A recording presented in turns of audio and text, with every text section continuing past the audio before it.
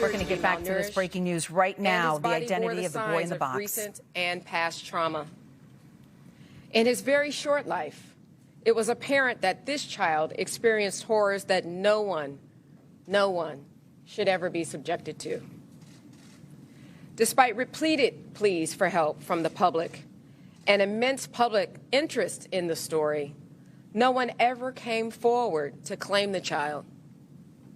Throughout the decades, countless police officers and detectives worked this case, as did DNA analysts, geneticists, and doctors. For 65 years, the story of who would come to be known as America's unknown child has haunted this community, the Philadelphia Police Department, our nation, and the world. When people think about the boy in the box, a profound sadness is felt, not just because a child was murdered, but because his entire identity and his rightful claim to own his existence was taken away. And despite not knowing his name for 65 years, this child's tragic story was always remembered by the community, the Philadelphia Police Department, and our partners. Sadly, many that worked on his case throughout the decades and put in countless hours of work into identifying him have passed on. But as you can see, his story was never forgotten. When law enforcement cannot prevent a crime from occurring, our mission is to make sure that we investigate all leads and gather evidence that will give victims a voice. The science and technology that was instrumental in the identification of this child, one of our oldest unsolved homicides, gives me hope that we can continue to identify unknown victims of crime and that no one will ever again have to wait this long for their name and the story of their life to be told. There are so many that I wish to thank, and it would be impossible to name them all. However, I'd like to personally recognize some of our partners that are here speaking today. From the Medical Examiner's Office, Chief Medical Examiner Dr. Constance D'Angelo, thank you. From Identifinders International, genealogist Dr. Colleen Fitzpatrick, thank you. And representing the VDOC Society, Mr. William Fleischer, thank you. You'll hear more from these individuals shortly, but suffice it to say, without their tireless work on this case, today's announcement would not have been possible.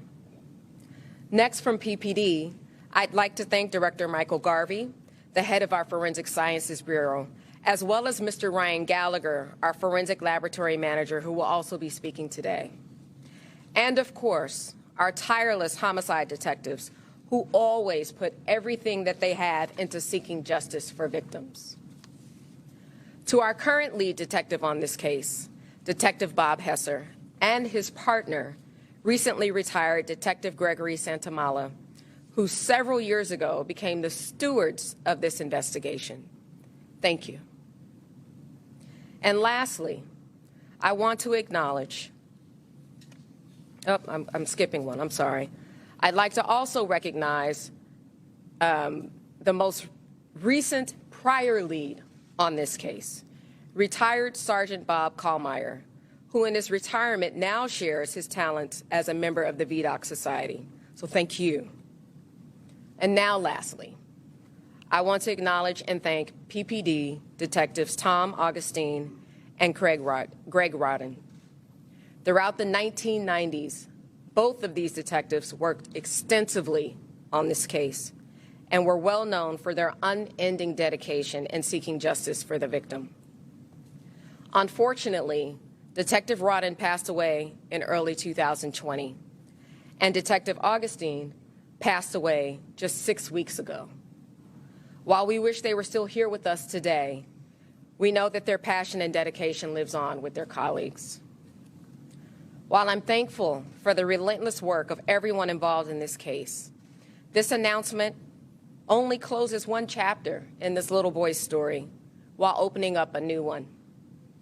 This is still an active homicide investigation, and we still need the public's help in filling in this child's life story. I will now turn this over to Captain Jason Smith, our commanding officer of our homicide unit, who will provide details into the investigation.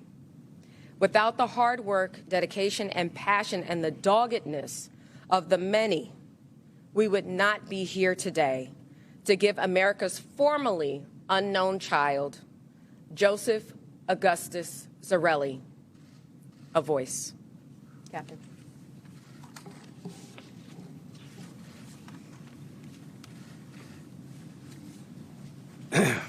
Thank you, Commissioner. Good morning, everyone. Before I provide you with an overview of this investigation, I would like to echo the sentiments of the Commissioner by thanking all those individuals and entities who participated and really put their hearts into this investigation. On February 26, 1957, at 10:40 a.m., the remains of a white male estimated to be 4 to 6 years of age were located in a wooded area with dense underbrush along Susquehanna Road between Varee and Pine Roads in the city and county of Philadelphia. The child had been severely beaten. He was unclothed, had been wrapped in a multicolored blanket, and placed inside of a cardboard box. The child had brown hair that was crudely cut close to the scalp and blue eyes. Multiple bruises were visible on the child's body.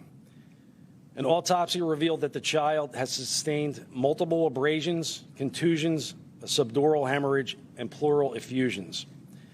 The autopsy confirmed that the child was between 4 and 6 years of age. The child was subsequently buried in plot number 191 at a potter's field located at 12898 Dunks Ferry Road in the city of Philadelphia.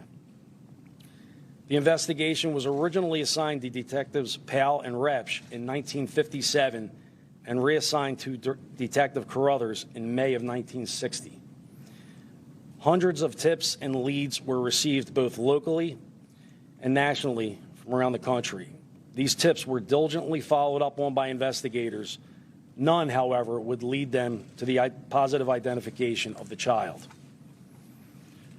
On October 30th, 1998, a court order was obtained to have the child's remains exhumed.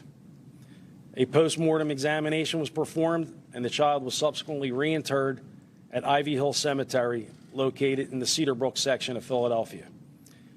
Portions of the remains were retained for future testing. DNA testing was performed at that time, but yielded no new leads in the investigation. For over 6 decades, the case was continuously investigated by members of the homicide unit who worked in concert with the Medical Examiner's Office, the Forensic Science Bureau, the VDOC Society, the National Center for Missing and Exploited Children, and many other local, state, and federal agencies. This investigation had come to be referred to as the boy in the box, and the child who was the subject of this investigation was referred to as America's unknown child.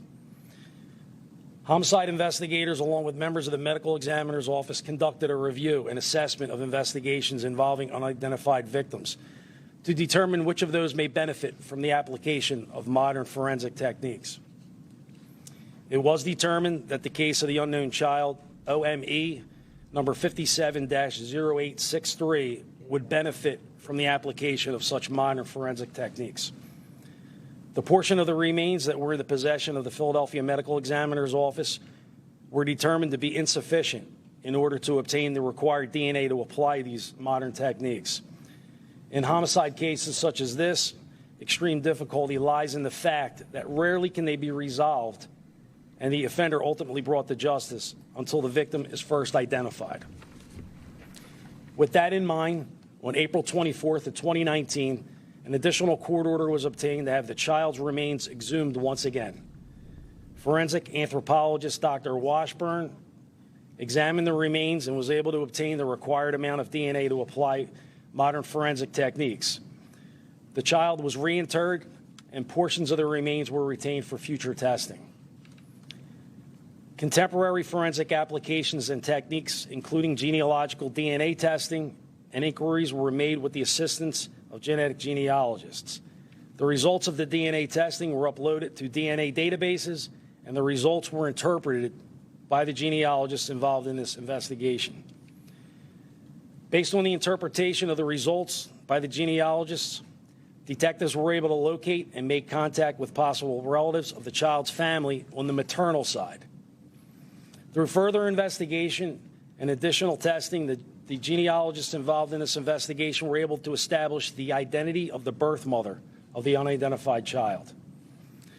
A court order signed by a Court of Common Pleas judge to obtain the birth records, death records, and adoption records for all children born to the established birth mother between the years 1944 to 1956 from the Pennsylvania Department of Health, Bureau of Health Statistics and Registries, Division of Vital Records. There were 3 responsive results based on this order. 2 of the results were birth certificates for children born to the established birth mother during that time frame who were previously known to investigators, one of whom provided DNA and was matched previously by the genealogist. The 3rd result was a birth certificate for a male child born to the established birth mother in 1953, which could be consistent with the approximated age of the unidentified child. The birth father was listed on the birth certificate for the male child born in 1953. Based on research by detectives and the genealogists, a male was discovered who could possibly be the birth father of the unidentified child. Detectives were able to locate and make contact with possible relatives of the child's family on the paternal side. Through additional testing, the genealogists were able to establish the birth father of the unidentified child.